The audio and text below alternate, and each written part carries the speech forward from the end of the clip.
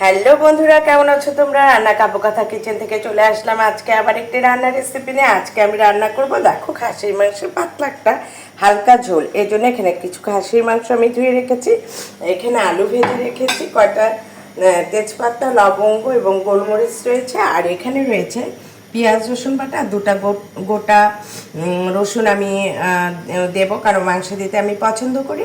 তবে চলো আমরা রান্নায় চলে যাই। দেখো আমি তেল দিয়ে দিয়েছি এবং তেলে প্রথমেই আমি আগে তেজপাতা, তারপরে এখানে দিব গোলমরিচ দিয়ে দিলাম, এখানে আদা রসুন এবং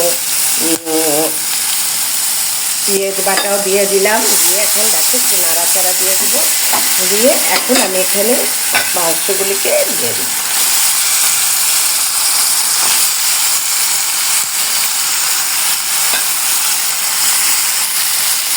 মাংসগুলো দিয়ে এখন আমি নাড়াচাড়া করবো।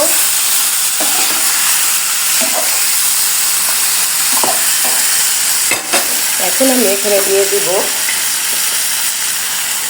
হলুদের গুঁড়ো, দিয়ে দিব মরিচের গুঁড়ো, আর এখানে আমি দিয়ে দিব একটুখানে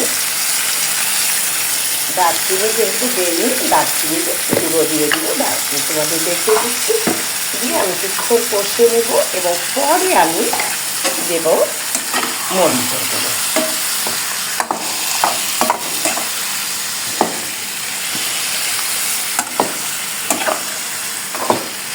আমি এটাকে ঢেকে দিব।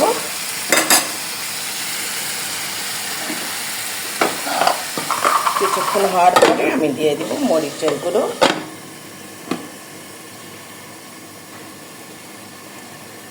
দেখো, সবসময় মশলা দিয়ে খেলে তো হবে না, মাঝে মাঝে একটু হালকা ঝোলও খেতে হয়, তাহলে দেখবে শরীরের জন্য অত্যন্ত উপকার। আর আমি সবসময় পছন্দ করি যে একটু গোটা রসুন মাংসের মধ্যে দিয়ে দিতে, এবং এই যে গোটা রসুন আমি ধুয়ে রেখেছি, এটাকে আমি নামাবার আগে একটু দিয়ে দিব যাতে সিদ্ধ হয়। আর আলু তো আগেই তোমাদের দেখিয়ে রেখেছি, ওটাকে আমি ভেজে রেখেছি। দেখো, এটা মাংসটা এখন হলুদ মরিচ এবং সেই আদা বাটা, পেঁয়াজ বাটা, রসুন বাটা, লবণ দিয়ে এটাকে আমি কষিয়ে নিচ্ছি। এখন আমি দিয়ে দিব একটু মরিচের গুঁড়ো।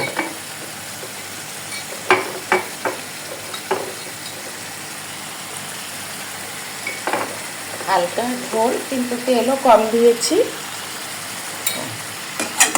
মরিচের গুঁড়োটা দিয়ে এটাকে নাড়াচাড়া করব।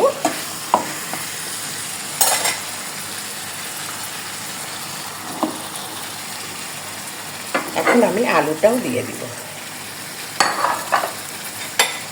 আলু দিয়ে কিছুক্ষণ নাড়াচাড়া করতে থাকবো।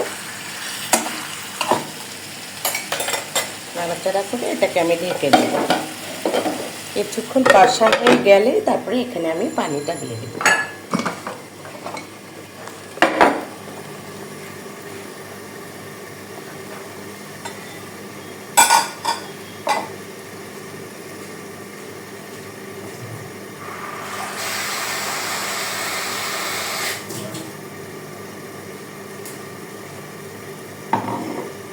দেখো, আমি যেহেতু বলেছি খাসির মাংসের পাতলা ঝোল, সেহেতু আমি এখানে সব মাংসের মশলাই দিয়েছি।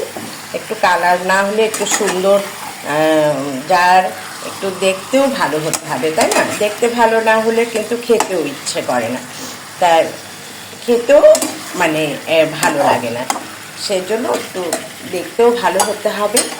আর এখন দেখো, আমি প্রথমেই বলেছি আমি খাসির মাংসগুলোকে একটু ভালো করে ধুয়ে নিয়েছি। নেওয়ার পরে এখানে তেলে আমি দুটো তেজপাতা, লবঙ্গ এবং গোলমরিচ গোটা দিয়েছি, দিয়ে আদা বাটা, পেঁয়াজ বাটা, রসুন বাটা একসাথেই দিয়ে দিয়েছি।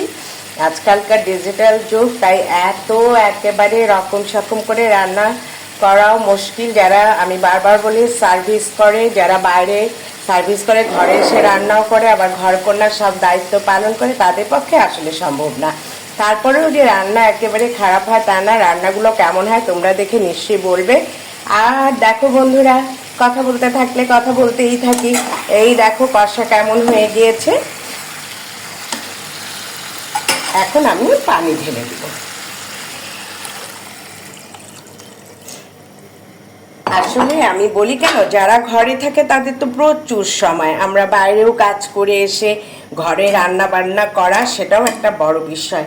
আর যারা ওয়ার্কিং লেডি তাদেরকে আপনারা খুব ভালোবাসার চোখে দেখবেন আশা করছি, কারণ তারা কিন্তু বাইরেরও সামাল দেয় কাজে এবং ঘরও সামাল দেয়, তাই না? কাব্য রান্না, কাব্য কথা কিচেন থেকে তোমরা সবাই ভালো থেকো, যারা গৃহিণী, যারা ওয়ার্কিং লেডি, সবার জন্য আমার আজকের এই রান্না। বাই।